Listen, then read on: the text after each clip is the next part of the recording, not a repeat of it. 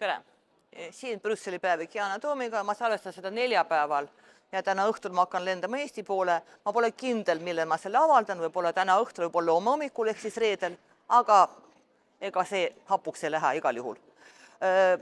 Aina huvitavamaks läheb siin Brüsselis ja igal pool maailmas, nagu me teame uudistest. Ja kui paar nädalat tagasi tundus, et kõige halvem uudis on see, et Euroopa jääb Ukraina läbirääkimiste, rahuläbirääkimiste laua tagant välja, siis peale seda lõhkus veel üks pomm ja selle pommi nimi on USA riiklik julgeolekustrateegia. Ja sealt me lugesime välja igasugust huvitavaid asju. Ma sügavalt kahtlen, et teie olete seda dokumenti lugenud täies mahus, aga kindlasti nägite seda uudistes. Lühidalt öeldes, Valge Maja heidab Euroopa Liidu ette igasuguseid asju, mida võiks sama hästi ka endale ette heita, aga see pole muidugi nii mugav. Me oleme süüdi selles, et meil on liiga palju migrante, ehk siis immigrantide sissevool on liiga suur siia. Me siin rõhume põhiõigused ja nii edasi ja nii edasi. Meie euroskeptikutele see mõistagi sobib ja see omakorda lõhestab Euroopa Liitu. Ma ei väida, et meil ei ole probleeme, kindlasti on ja päris palju probleeme, aga asi pole sugugi nii mustvalge, et on olemas Ameerika Ühendriigid, mis on mingisugune demokraatia häll ja siis on paha Euroopa Liit, kes seda demokraatiat ohustab, sugugi mitte. Aga milles on asi? Asi on selles, et tugev ühtne Euroopa Liit ei ole tegelikult vähemalt selle administratsiooni ajal USA jaoks mingisugune sõber või liitlane, pigem ikkagi konkurent, kui ma pehmelt ennast väljendan. Nii et igaüks, kellel on vähegi tervet mõistust, võiks aru saada ja anda endale aru, et tänapäeval Ameerika Ühendriigid ei ole meie liitlane, ükskõik mida räägib selle kohta, ükskõik milline välisminister Euroopa Liidus, kaasa arvatud austatud Margus Tsahkna. Ma ei väida, et see niimoodi igaveseks jääb, aga Donald Trumpi administratsiooni ajal kindlasti olukord on selline. Nii et me peame ise pingutama, et ennast kaitsta ja et olla ikkagi ühtsed ja mitte lasta ennast lõhkuda väljaspoolt, isegi kui seda teeb keegi, keda eile veel pidasime liitlaseks. Nii palju siis välispoliitikast, aga lähme edasi. Järgmisel nädalal Euroopa Komisjon tuleb välja programmiga, mille Ursula von der Leyen on välja lubanud oma kuulsas mandaadi alguse kõnes, ehk siis eluasemekriisi lahendamise programmiga. Euroopa Liit ei saa siin väga palju teha, küll aga on asju, mida me teha tegelikult saame ja siin me töötame paralleelis Euroopa Komisjoniga. Euroopa Parlamendis on moodustatud ajutine komisjon, eluasemekriisi lahendamise komisjon. Mina olen selles komisjonis oma poliitilise grupi Renew koordinaator. See raport on peaaegu valmis. Parlamendi raport on lõplikult valmis veebruaris. Homme me näeme ka, mitte homme, esmaspäeval, teisipäeval, me näeme ka komisjoni ettepanekut ja siis me saame need kahte paberit võrrelda ja sealt liikuda edasi. Eluasemekriisi lahendamine ei tähenda seda, et Brüssel hakkab külvama raha iga ühele, kes tahaks endale midagi ehitada. Aga me saame näiteks muuta riigiabi reegleid selliselt, et riikidel oleks võimalik ehitada maju, mis oleksid kättesaadavad ja taskukohased nende elanikele. Mitte nii, et on kuskil ärimehed, kes teenivad raha selle pealt, et nad ehitavad ja siis on inimesed, kes ostavad nendele väiksed korterid ja satuvad sellega laenuorjusesse. Noorte pere puhul on väga suur probleem. Nii et loodame, et sealt tulevad mingisugused lahendused, aga muidugi on asju, mida me ei saa teha Euroopa tasemel, sest need on liikmesriikide lahendada.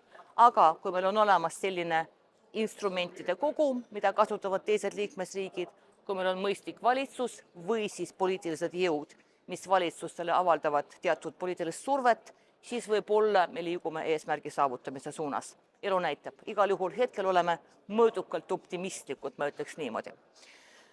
Järgmine teema, millest ma tahaks rääkida, on see, et järgmisel nädalal meil on Strasbourgi istung, viimane istung sellel aastal. Strasbourgis teatavasti me hääletame. See ongi koht, kus me peame hääletama. Muideks Brüsselis me aluslepingute järgi ei tohigi võtta vastu seadusandlust, sest parlamendi ametlik töökoht on tegelikult Prantsusmaal asuv Strasbourg. Aga kuna see on suhteliselt väike linn, sinna me kõik nagu igapäevaselt ei mahu, nii et käime seal kord kuus, selline rändtsirkus, selles on juba palju räägitud, ma ei hakka sellest peatuma. Ja see raport, millest ma räägin, on parlamendi poolt algatatud raport, aga juhul, kui me võtame selle vastu, siis see muutub komisjoni jaoks kohustuslikuks ja siis komisjon peaks tulema välja direktiivi ettepanekuga ja selle sisu oleks see, et me peame kaitsma töötajaid tehisintellekti eest. Ma ei räägi sellest, et me ei tohi kasutada tööl tehisintellekti, aga tehisintellekti management on midagi muud. See on näiteks, kui te saadate kuskile oma CV, te tahate endale saada tööd, teil on töövestlus, aga inimese asemel teie CV-d loeb tehisintellekt ja siis ta langetab otsuse, mis võib olla tegelikult diskrimineeriv ja mitte õiglane. Selliste algoritmide poolt peaks inimesi kaitsma. See puudutab mitte ainult seda protsessi, kui te võetakse tööle, aga kui mingit kollektiivi juhitakse tehisintellekti abil, kus kuskil on dispetšerid, kes jagavad tööd ja nii edasi. Peab alati olema inimene, kelle poole pöörduda. Te peate alati teadma, kes vastutab selle otsuse eest ja te peate alati olema võimeline ennast kaitsma. Tehisintellekti eest ennast kaitsta on päris raske. See on selle raporti sisu, seal on terve kogum ettepanekuid, mida me tahaksime rakendada, aga selleks, et see muutuks direktiiviks, meil on vaja parlamendi enamuse toetust, mis tähendab 371 häält. See on päris palju, arvestades seda, et selles parlamendi koosseisus on päris palju poliitilisi jõude, kes usuvad, et ei ole vaja üldse mingisugust seadusandlust, lihtsalt tiksume niisama, saame kõrget palka ja kritiseerime Euroopa Liitu täpselt nende sõnadega, nagu teeb seda Donald Trump ja tema administratsioon. Aga niimoodi me sõbrad kaugele ei jõua ja ikka pingutame selle nimel, et see ja ka teised vajalikud raportid oleks vastu võetud ja et eurooplaste elu, ka tööelu muutuks paremaks. Ja viimane teema, millest ma tahaksin rääkida, on kurikuulus, Eestis vähemalt kurikuulus kahjuks Istanbuli konventsioon. Viimasel ajal me oleme lugenud ka Eesti meedias igasugused imelikke sõnavõtte.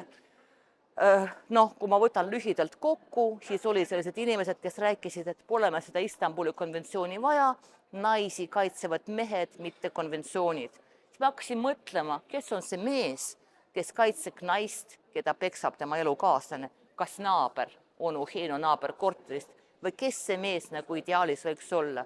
Mina isiklikult ikka eelistan seda, et oleks siis seadusandlus, mis kaitseb ükskõik mehi, naisi või lapsi koduvägivalla eest.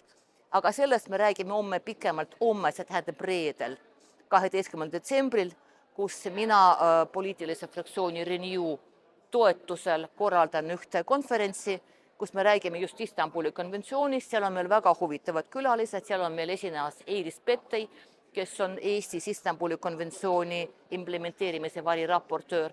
Seal on meie võrdusõigusvolinik ja teised spetsialistid. Ma usun, et sellest tuleb päris huvitav arutelu, siis me sellest pikemalt kirjutame ja ma loodan, et sellega me suudame ka vähendada seda skeptilisust Istanbuli konventsiooni osas, sest praegu see dokument on varjutatud valede ja desinformatsiooniga, mida ta tegelikult ei vääri. Aga seniks püsige terved ja kohtume nädala pärast, kui ma salvestan oma viimase Brüsseli päeviku juba Strasbourgist.